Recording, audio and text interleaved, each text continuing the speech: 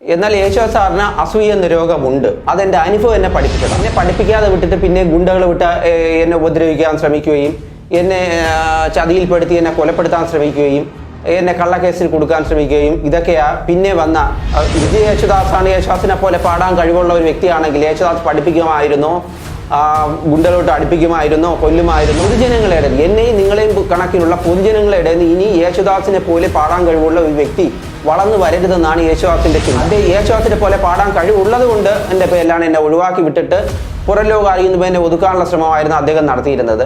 പക്ഷെ ഞാൻ അതിനെ എൻ്റെ സ്വയം രക്ഷയ്ക്ക് വേണ്ടി ഞാൻ അദ്ദേഹത്തിന് പരാതി കൊടുത്തു. യേശുദാസിന്റെ മകനാണെങ്കിൽ യേശുദാസിനെ പോലെ ഒരു പാട്ടുകാരനായി വളർന്നു വന്നാൽ യേശുദാസ് കൊല്ലുമോ, ഗുണ്ടകളോട്ട് അടുപ്പിക്കുമോ, ഭീഷണിപ്പെടുത്തുമോ? വാർത്തകളിൽ സത്യമുണ്ടോ, യാഥാർത്ഥ്യമുണ്ടോ തിരിച്ചറിയേണ്ടത് പ്രേക്ഷകരാണ്, ഒപ്പം വാർത്ത അവതരിപ്പിക്കുന്നവരും. ഇവിടുത്തെ വിഷയം പ്രശസ്തനായ നമ്മുടെ ഗാനഗന്ധർവനായ യേശുദാസിനെ കുറിച്ചുള്ള ആരോപണങ്ങളാണ്.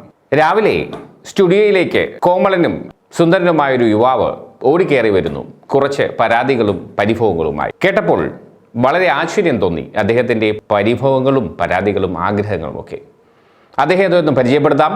അദ്ദേഹത്തിൻ്റെ പരിഭവങ്ങളും വിശേഷങ്ങളും അദ്ദേഹം തന്നെ പറയട്ടെ. നമസ്കാരം, എൻ്റെ പേര് രാജീവ്. ഞാൻ തിരുവനന്തപുരം വട്ടപ്പാറ വേങ്കോട് പ്ലാത്തറ വിജയവിലാസം വീട്ടിൽ താമസിക്കുന്നു. എനിക്ക് പറയാനുള്ളത് ഗായകൻ യേശുദാസിനെ കുറിച്ചാണ്. ഞാൻ അദ്ദേഹത്തിൻ്റെ മുമ്പിൽ സംഗീതം പഠിക്കുന്നതിന് വേണ്ടി, യേശുദാസിൻ്റെ മുമ്പിൽ സംഗീതം പഠിക്കുന്നതിന് വേണ്ടി പാട്ട് പാടിയിരുന്നു. എന്നാൽ അദ്ദേഹത്തിൻ്റെ മുമ്പിൽ അദ്ദേഹം എന്നെ പരീക്ഷിച്ചു. സ്റ്റുഡിയോയ്ക്കകത്തും കയറ്റി പാടിപ്പിച്ചു, ഓപ്പൺ സ്റ്റേജിലും എന്നെ പരീക്ഷിച്ചു. അദ്ദേഹം പാടിയ പാട്ട് നല്ല രീതിയിൽ പാടാൻ കഴിവുണ്ടോ എന്ന് എന്നെ ഓപ്പൺ സ്റ്റേജിലും പരീക്ഷിച്ചാണ് അദ്ദേഹം വിട്ടത്, സ്റ്റുഡിയോയ്ക്കകത്ത് കയറ്റി. എന്നിട്ട് എന്നെ ഭീഷണിപ്പെടുത്തിയൊക്കെയാണ് വിട്ടത്.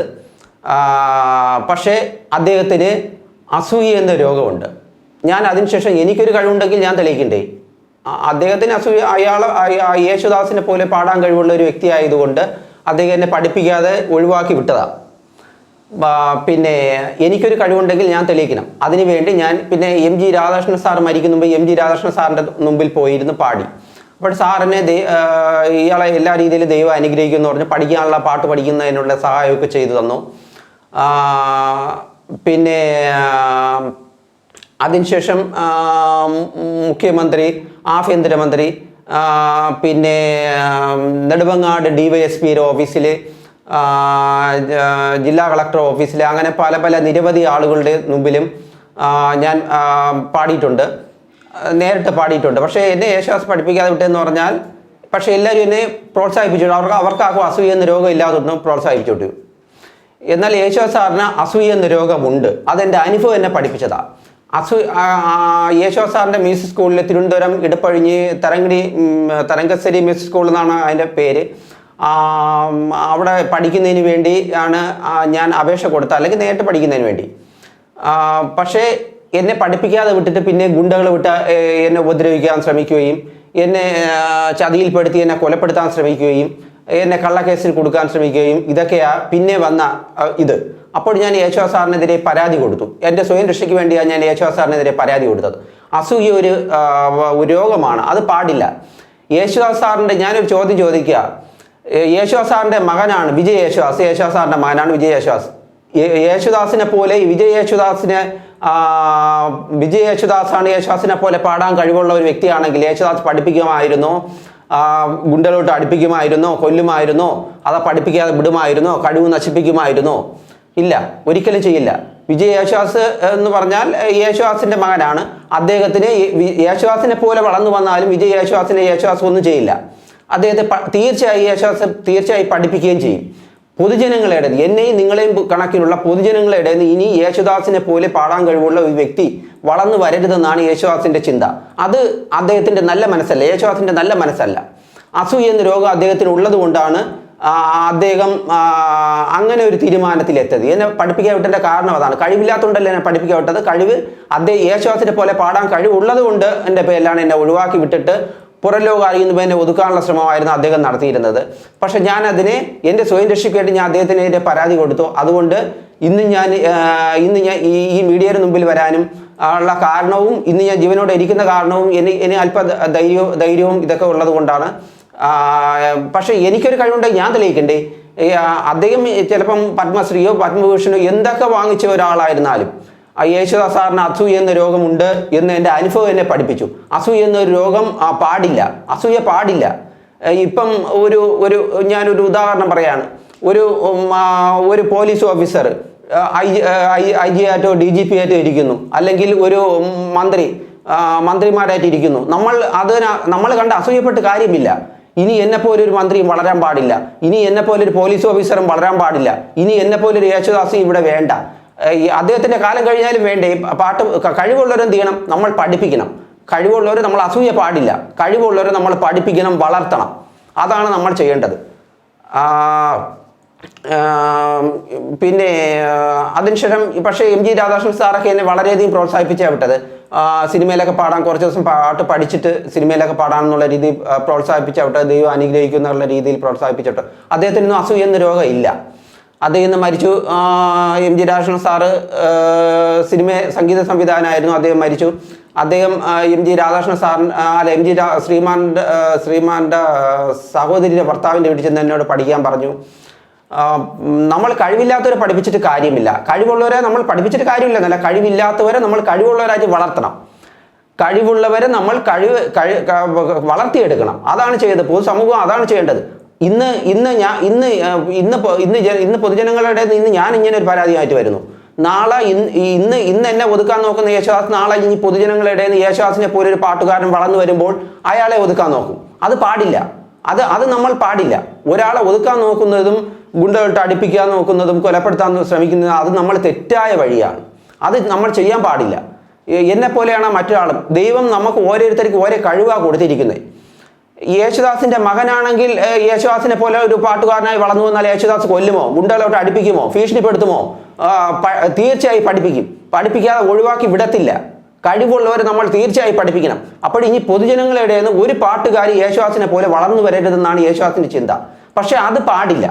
അത് അസൂയ എന്ന രോഗം യേശുദാസിന് ഉള്ളതുകൊണ്ടാണ് അദ്ദേഹം അങ്ങനെ ഒരു ചിന്തയിലെടുത്തത്. അതൊരു രോഗമാണ്, അത് പാടില്ല. അതിനെങ്കിൽ ചികിത്സിക്കണം. നമ്മൾ മനോരോഗത്തിനെതിരെയുള്ള ചികിത്സയാണ് യേശുദാസ് സാറിന് ആവശ്യം. അത് എൻ്റെ അടുത്താണ് വന്നിട്ടുണ്ടെങ്കിൽ തീർച്ചയായും ഞാൻ അദ്ദേഹത്തെ മനോരോഗത്തിനെതിരെ ചികിത്സിക്കുമായിരുന്നു. എനിക്ക് അതിനുള്ള ധൈര്യമുണ്ട്. അങ്ങനെ നമ്മൾ അത് ചെയ്യാൻ പാടില്ല. കഴിവുള്ളവരെ നമ്മൾ എന്ത് ചെയ്യണം? പഠിപ്പിക്കണം, പ്രോത്സാഹിപ്പിക്കണം, വളർത്തണം. നമ്മളെ കഴിവുള്ളവരെ പഠിപ്പിക്കണം, പ്രോത്സാഹിപ്പിക്കണം, വളർത്തണം. അതാണ് നമ്മൾ ചെയ്യേണ്ടത്. അസൂയ എന്ന രോഗമാണ്. അത് ഒരു മനുഷ്യരിക്കും പാടില്ല. യേശുദാസ് സാറിനെന്നല്ല, ഒരു മനുഷ്യരിക്കും പാടില്ല. അതാണ് ഞാൻ പിന്നെയും പറഞ്ഞത്. യേശുദാസ് സാറിൻ്റെ മകനാണ് വിജയ് യേശുദാസ്. യേശുദാസിനെ പോലെ ഒരു പാട്ടുകാരനായി വളർന്നു വന്നാൽ അയാളെ തീർച്ചയായും പ്രോത്സാഹിപ്പിക്കും, വളർത്തും. ഭീഷണിപ്പെടുത്തില്ല, ഗുണ്ടകളിട്ട് ആക്രമിക്കില്ല, പിന്നെ കൊലപ്പെടുത്താൻ ശ്രമിക്കില്ല, കഴിവ് നശിപ്പിക്കില്ല, ഒന്നും ചെയ്യില്ല. പക്ഷെ എന്നെയും നിങ്ങളെയും കണക്കുള്ള പൊതുജനങ്ങളുടെ നിന്ന് ഇനി ഒരുത്തനും യേശുദാസിനെ പോലെ വരരുത് എന്ന് ഒരു പാട്ടുകാരൻ വളർന്നു വരരുത് എന്ന് വിചാരിക്കുന്നത് യേശുദാസ് സാറിന് അസൂയ എന്ന രോഗമുള്ളത് കൊണ്ടാണ്. അത് പാടില്ല. ഇത്രയുമാണ് എനിക്ക് പറയാനുള്ളത്. ഇത്രയും പറയാൻ എന്നെ സഹായിച്ച VMTV ന്യൂസ് ചാനലിനോടും വളരെയധികം നന്ദി ഞാൻ രേഖപ്പെടുത്തുന്നു. പിന്നെ നമ്മൾ കഴിവുള്ളവരെ തീർച്ചയായും പഠിപ്പിക്കണം, പ്രോത്സാഹിപ്പിക്കണം. പിന്നെ എനിക്ക് ഫീസ് കൊടുത്ത് പഠിക്കാനുള്ള സാമ്പത്തിക ശേഷിയില്ല. ഞാൻ വളരെ പാവപ്പെട്ട വീട്ടിലെ ഒരു യുവാവാണ്. പിന്നെ അച്ഛനുണ്ടായിരുന്നു, അച്ഛൻ മരിച്ചു. വീട്ടിലിപ്പം ഞാനും അമ്മയും അമ്മൂമ്മയും മാത്രമേ ഉള്ളൂ. സാമ്പത്തികമായിട്ട് ഒന്നുമില്ല. പിന്നെ യേശുദാസ് സാറിനെ പേടിച്ച് ഇന്നെൻ്റെ ജീവിതത്തിൽ വളരെയധികം എന്നെ ഒരു കള്ളക്കേസിൽ വരെ കുടുക്കി. എൻ്റെ നാട്ടുകാരായ ജനങ്ങളെ സപ്പോർട്ട് ചെയ്തു എന്നെ ഒരു കള്ളക്കേസിൽ വരെ കുടുക്കി. അതിൽ അന്ന് പക്ഷേ CC ക്യാമറ ഉൾപ്പെടെയുള്ള തെളിവുകൾ ഞാൻ എടുത്ത് ഹാജരാക്കിയിട്ടുണ്ട്. ഇത്തരം ആരോപണങ്ങളാണ് യുവ ഗായകൻ എന്ന് അവകാശപ്പെടുന്ന രാജീവ് ഉന്നയിക്കുന്നത്. സാക്ഷാൽ ഗാന ഗന്ധർവനെതിരെ ഉന്നയിക്കുന്ന ആരോപണങ്ങളാണ് ഇതൊക്കെ. ഇനി നമുക്ക് ഇദ്ദേഹത്തിന്റെ പാട്ടൊന്ന് കേട്ട് നോക്കിയാലോ. O രാജീവ് എന്ന യുവ ഗായകന്റെ ഗാനഗന്ധർവനോട് സമാനമായ ഒരു പാട്ട് ഒന്ന് കേട്ടു നോക്കാം. പാട്ടെ.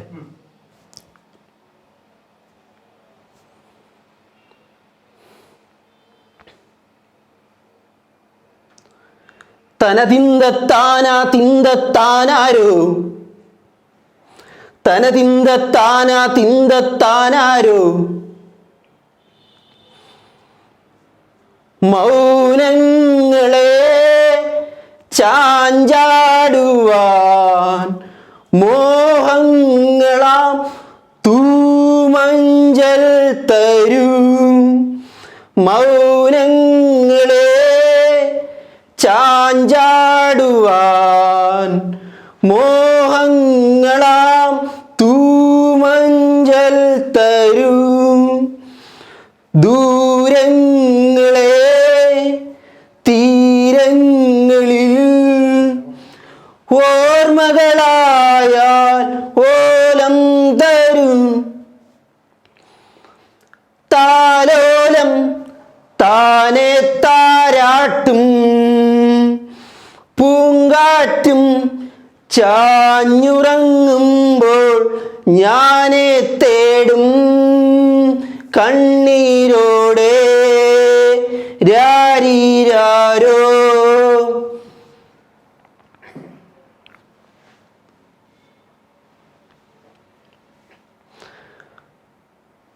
യാമം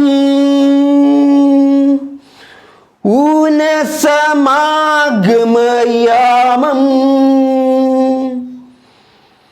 യാമം ഊനസമാഗമയാമം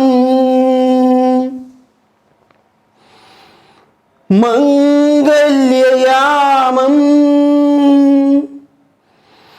തിരുമംഗല്യയാമം.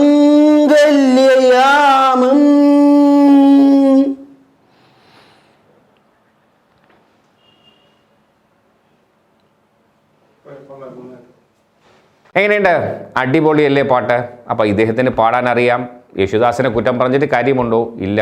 വളർന്നു വരുന്ന ഒരു ഗായകനെ ഇങ്ങനത്തെ മഹാരഥന്മാർ ചവിട്ടി താഴ്ത്തുന്നത് ശരിയല്ലല്ലോ. അപ്പോൾ ഇത് മാത്രമാണോ? അദ്ദേഹത്തിന്റെ ആഗ്രഹത്തിലേക്കൊന്ന് തിരിഞ്ഞു നോക്കിയാലോ? ഒരു ജീവിത പങ്കാളിയെ തേടുകയാണ് നമ്മുടെ പ്രിയ യുവ ഗായകൻ രാജീവ്. അദ്ദേഹത്തിന്റെ വാക്കുകളിലേക്ക്. നമസ്കാരം, എൻ്റെ പേര് രാജീവ്. ഞാൻ തിരുവനന്തപുരം വട്ടപ്പാറ വേങ്കോട് പ്ലാത്തറ വിജയവിലാസം വീട്ടിൽ താമസിക്കുന്നു. ഞാൻ വളരെ പാവപ്പെട്ട വീട്ടിലൊരു യുവാവാണ്. പിന്നെ എനിക്ക് ഒരു വിഭാഗ അഭ്യർത്ഥനയുണ്ട്. ഒരു ഡിമാൻഡുകളും ഇല്ലാത്ത ഒരു പെൺകുട്ടിയെ സെലക്ട് ചെയ്ത് തരണമെന്ന് ഞാൻ അപേക്ഷിക്കുന്നു. വേറെ ഒരു ഡിമാൻഡും ഇല്ല. ഒരു ഡിമാൻഡുകളും വെക്കാത്ത ഒരു പെൺകുട്ടി ആയിരിക്കണം. ജാതി മതത്തിൽ വിശ്വസിക്കാൻ പാടില്ല. അവർക്ക് വേണമെങ്കിൽ വിശ്വസിക്കാൻ, കുഴപ്പമില്ല. അല്ല, ദൈവത്തിൽ വിശ്വസിക്കാം. ഇപ്പം താമസിക്കാൻ വീടുണ്ടോ? അതൊക്കെ നടക്കും. എനിക്ക് അപേക്ഷ എടുത്താണ് എൻ്റെ ജോലി. ഇവിടെയുള്ള മന്ത്രിമാരും കളക്ടർമാർക്കും എല്ലാവർക്കും എന്നെ അറിയാം. എന്ന് പറഞ്ഞാൽ നിരവധി അപേക്ഷകൾ ഞാൻ തയ്യാറാക്കി മുഖ്യമന്ത്രിക്കാണ് ഏറ്റവും കൂടുതൽ അപേക്ഷകൾ കൊടുത്തത്. ഇവിടെയുള്ള എല്ലാ മന്ത്രിമാരുടെ ഓഫീസിലും ഞാൻ കയറി ഇറങ്ങി. ഇത് അപേക്ഷകൾ ഇതുപോലെ തയ്യാറാക്കിയിട്ട് നമ്മൾ അതിൻ്റെ സർട്ടിഫിക്കറ്റുകളും വെച്ച് നമ്മൾ അപേക്ഷകൾ കൊടുക്കും. അതായത് വരുമാനമുണ്ട്, സ്വന്തമായിട്ട് വീടുണ്ട്. പിന്നെ നമ്മൾ ഒന്നുമില്ലെങ്കിൽ പട്ടിണിയില്ലാതെ പോകാൻ കഴിയും. ഞാൻ പഠിച്ചത് 9ാം ക്ലാസ്. സംഗീതം 1 വർഷക്കാലം പഠിച്ചു. അപ്പോഴാണ് എനിക്ക് MG രാധാകൃഷ്ണ സാറിൻ്റെ കീഴിലാണ് പഠിച്ചത്. MG എന്ന് പറഞ്ഞാൽ MG ശ്രീമാന്റെ ചേട്ടൻ, MG സംഗീത സംവിധായകൻ MG. പിന്നെ ഇനിയും നമുക്ക് തുടർന്ന് പഠിക്കണമെന്ന് ആഗ്രഹമുണ്ട്. ഇങ്ങനെയുള്ള ടെൻഷനും കാര്യങ്ങളൊക്കെ നമ്മളെ മനസ്സിൽ ഇരിക്കുമ്പോഴത്തേക്ക് നമുക്ക് പഠിക്കാൻ കഴിയുന്നില്ല. പ്രേക്ഷകർ കേട്ടല്ലോ, സമാന മനസ്കരായ, ദൈവ ഭയമുള്ള, ജാതിയിലും മതത്തിലും വിശ്വാസമില്ലാത്ത സാധാരണക്കാരിയായ ഒരു ജീവിത പങ്കാളിയെ രാജീവ് തേടുന്നു. മറ്റൊരു അതിഥിയും വിശേഷങ്ങളുമായി വീണ്ടും കാണുന്നതുവരെ നന്ദി, നമസ്കാരം.